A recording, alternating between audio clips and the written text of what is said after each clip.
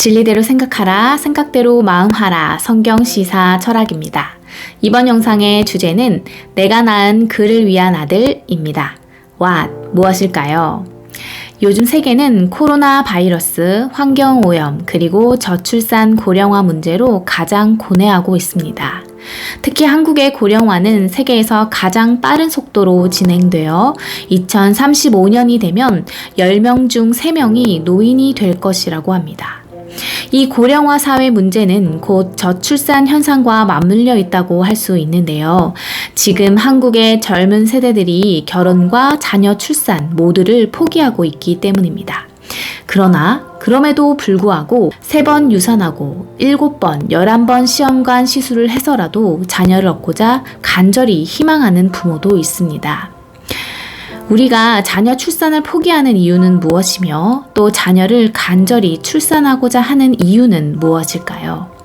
한편 낳은 자녀를 잘 양육하기 위해 모든 지혜와 지식을 동원하고 사랑과 헌신을 다하는 부모가 있는가 하면 자녀를 학대하는 부모도 있습니다.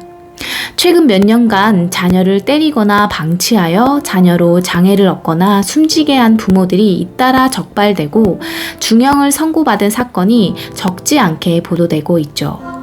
이런 자녀 출산 및 양육과 관련된 상반된 현상들은 모두 각기 다른 부모 간, 자녀 간에서 비롯되었다고 할 수 있습니다.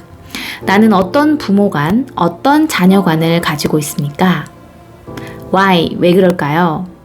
자녀를 사랑으로 양육하지 못하고 학대하는 이유는 무엇일까요?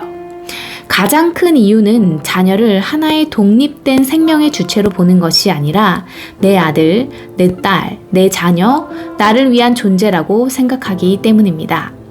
그런데 실제로 키워보면 그렇지가 않죠. 그래서 학대가 일어납니다. 나에게 기쁨이 될 것이라고 생각했던 존재가 말썽을 피우며 도리어 자신에게 고통과 부담이 되어버리고 부모는 그것을 참지 못하는 것입니다. 자녀를 양육하는 과정에서 많은 경우 부모가 자녀를 자신을 위한 아이로 만들고자 할 때 문제가 발생합니다. 자신을 위한 아이라는 틀 내에서 아이의 실수는 무엇보다 곧 나의 부끄러움으로 직결되고 아이가 잘 되어야 스스로를 높일 수 있기에 부모는 자기가 가지고 있는 아빠 찬스, 엄마 찬스를 무분별하게 사용합니다.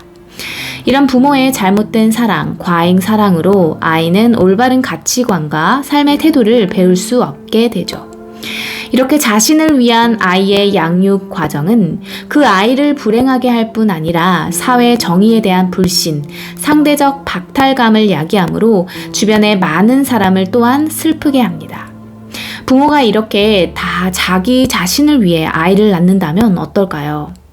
내가 낳은 자녀를 나를 위한 자녀로 생각한다면, 그 자녀가 효자, 효녀로 부모를 위해 살아주기를 바란다면 나 자신은 얼마나 부모를 위해 태어나고 살아간다고 여겼었는지 반대로 생각해 볼 필요가 있습니다. How? 어떻게 할까요? 누가복음 1장은 믿음에 복된 두 여인, 한 노인과 한 처녀가 각각 낳은 아들에 대해 기록하고 있습니다. 어떤 자녀를 낳은 부모가 복된 부모일까요? 한 노인 사가랴의 아내 엘리사벳이 낳은 아들 세례 요한은 하나님의 뜻으로 낳은 아들이며 기도로 낳은 아들입니다. 그의 태어남을 모든 사람이 기뻐하는 아들입니다.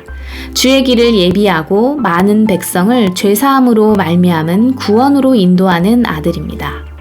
엘리야의 심정으로 주를 위해 세운 백성을 준비하는 아들입니다. 즉, 그 아들은 주의 길을 예비하고 많은 백성으로 죄사함을 통한 구원을 알게 하는 지극히 높은 선지자입니다.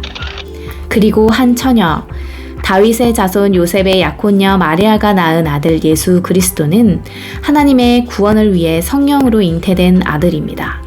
누가복음 2장 32절, 34절, 그는 많은 사람을 패하거나 흥하게 하며 비방을 받는 표적이 되기 위하여 세움을 받은 자입니다.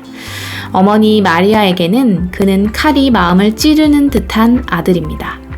그러나 그 아들은 이방을 비추는 빛이며 주의 백성 이스라엘의 영광입니다. 그는 죄사함을 위해 많은 사람을 위해 죽는 아들입니다. 또 많은 사람의 의롭다 하심을 위해 다시 살아나신 아들입니다. 내가 낳은 자녀는 나를 위한 자녀입니까? 하나님의 뜻을 이루는 자녀입니까?